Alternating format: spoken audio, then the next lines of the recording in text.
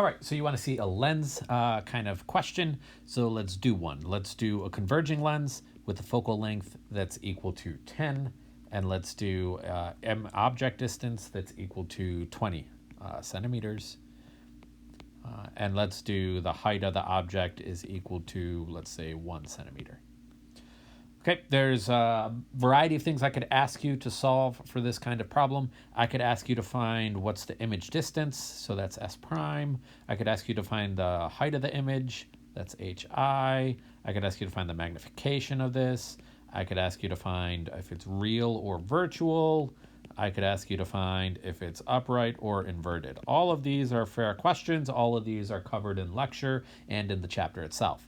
So there are two different ways that you could do this problem. You could do this with a straight edge, or you could do it mathematically. We're going to do both ways.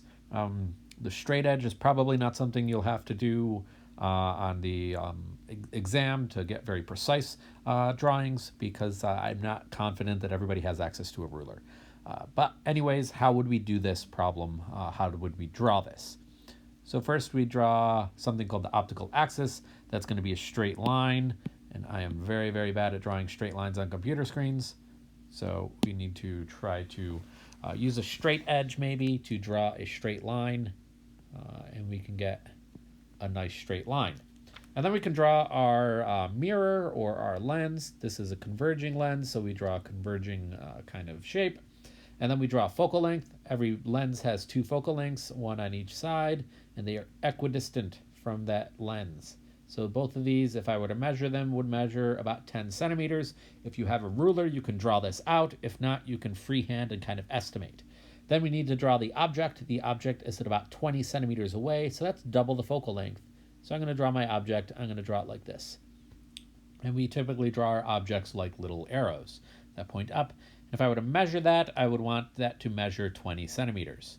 Now we go to drawing the lines, the different lines that we can draw. These are the ray diagram aspects. You might be asked to draw a ray diagram on an exam. You should be able to draw all these lines and kind of use straight edges to estimate what the picture would look like.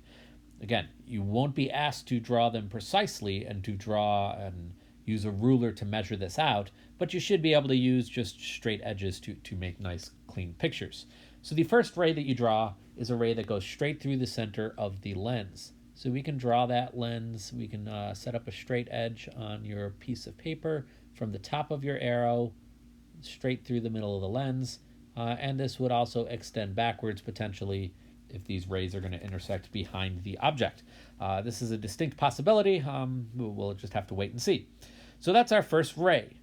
Our second ray that we're going to draw is going to go into the lens, and it's going to hit it. And it's going to hit the middle of the lens. And we're going to go parallel as we can to the optical axis. So we go straight in, and then we hit the middle of that lens. Once we hit the middle of that lens, we need to refract through the focal length. So I need to line up my straight edge so that I'm got my little blue point at the center of that lens, and I have another piece of the sheet of the straight edge on that little dot for the focal length. And I'm going to extend that line downwards. But that line doesn't just extend downwards in front of the lens, it could potentially extend backwards as well. I like to draw a dotted line for all these rays that extend backwards, just because that helps me to visualize what's going on. That this line doesn't actually exist, it's just kind of a virtual line, if you will. Okay, so that's my second ray that I can draw, and my third ray is going to be at the top of that little arrow. So you start a little dot right at the top of the little arrow, and then you take your straight edge and you line it up so that it's going through the second focal point. And I'm going to go straight down through that second focal point, and I'm going to hit my lens. When I hit the center of that lens, that's when I stop. And then I'm going to take my straight edge and I'm going to put it on the sheet of paper, put it on your iPad screen, whatever you're using for this, and you put it on a little dot, and you want to make sure you draw a line that is parallel to the optical axis. So this line comes in through the focal point and goes parallel. So the line is going to actually refract and go parallel, and then potentially it could virtually refract backwards. So I extend that line backwards. I use a dotted line to denote that it's virtual. And then I can see that all three of my lines intersect, at one very specific point. Okay. So based on this drawing, I can answer a few of these questions right away. I can answer right away, is this a real or virtual image? This is a real image because they actually all intersect. All these lines intersect on the opposite side of the lens. If they were intersecting on the left side of the lens, where these dotted lines are, that would be a virtual image. I can also see if it's upright or inverted. I can see this is upside down, so this is going to be an inverted image. Okay. If I used a ruler and I measured all these things out, I could measure these, and if I wrote things very precisely, I could get the answers to these other questions, S prime, HI, and magnification. I didn't use a straight edge, so I'm going to have to use algebra. And on an exam, I would expect you to probably do the algebra and then to maybe check yourself using measurements.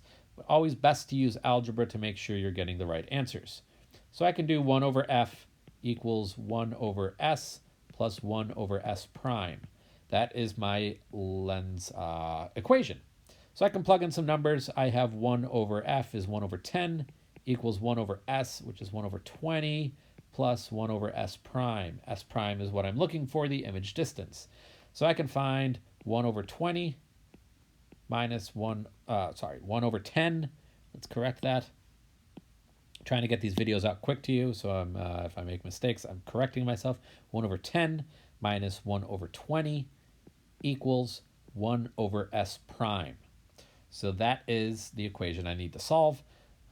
I can plug this into your calculator if you want, or you can do it all algebraically. You can actually do the math. This is pretty basic kind of algebra and arithmetic.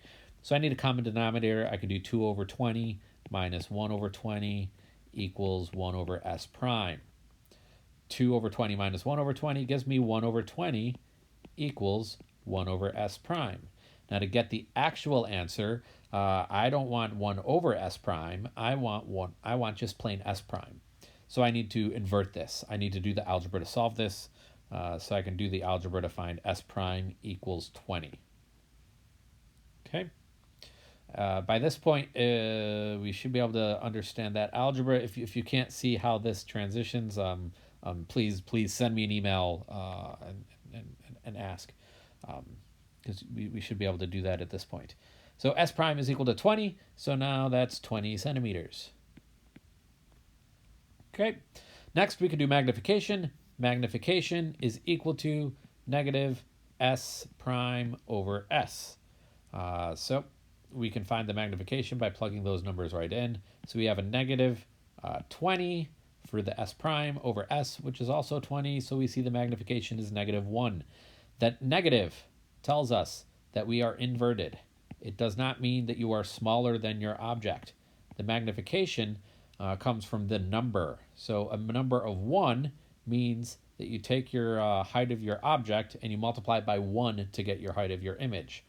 So this means that the size didn't change.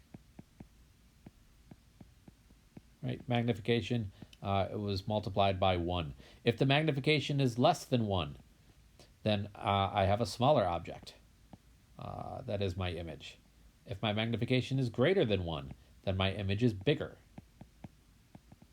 And we can see this when we calculate what our height of the image is. So magnification you can also find by high divided by ho, the height of the image over the height of the object. If I want to plug in now, I know what the magnification is. Magnification is negative 1, which is equal to high divided by ho. And the height of the object was 1 centimeter. So I can now multiply the 1 centimeter over to the other side, and I got the height of the image is negative 1 centimeter. So I can see the height of the image is the same as the height of the object. And again, that negative tells us that we are inverted. Okay, so that is how you do a converging lens question. All those worksheets that you did, that is the math that you were doing, hopefully. Only thing that would change if you were doing a diverging lens, this focal length would be negative for a diverging lens.